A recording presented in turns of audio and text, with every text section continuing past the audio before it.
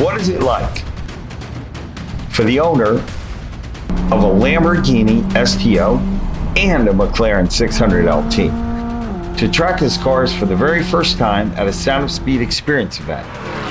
I'm SS Bob, and you're watching the Sound of Speed.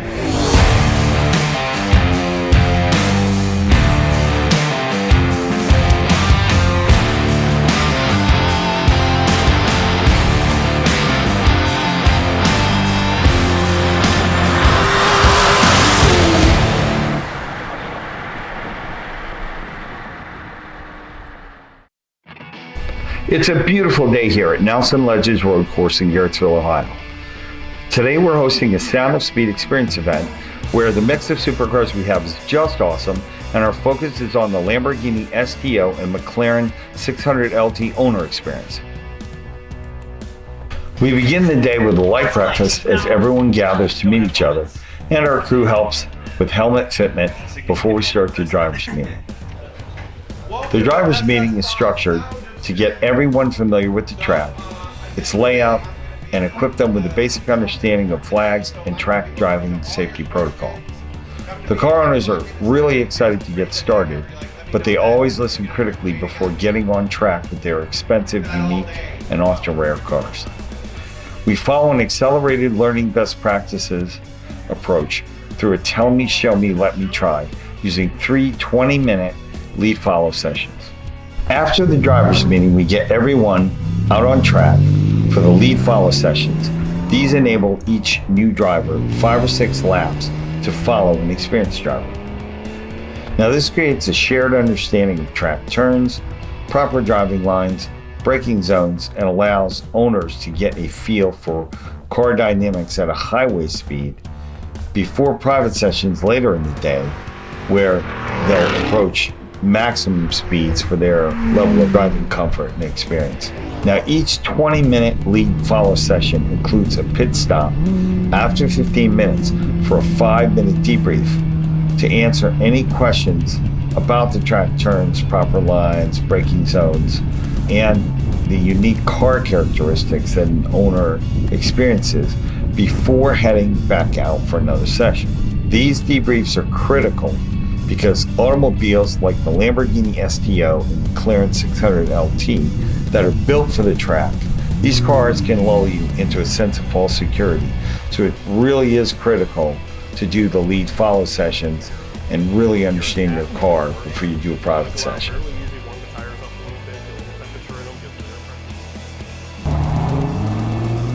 The Sound of Speed experience event is also designed to give each owner enough private time on track to explore the performance limits of their unique automobiles without any other distractions like other cars around them or near them.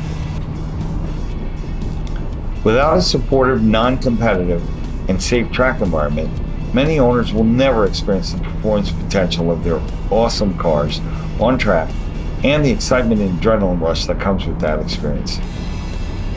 Many cars become just showpieces, garage monuments, for fear of damaging them and exposing them to the track.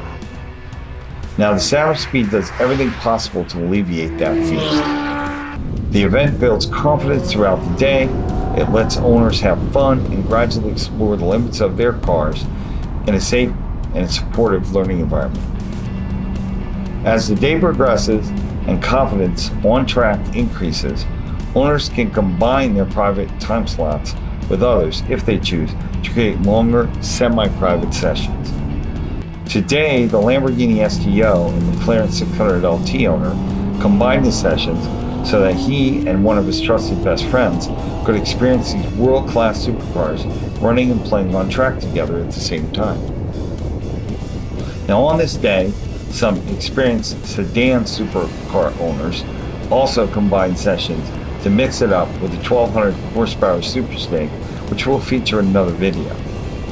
Experienced drivers often attend Sound of Speed events to test their cars with no one on track or to have spirited fun with friends they know have wildly different cars.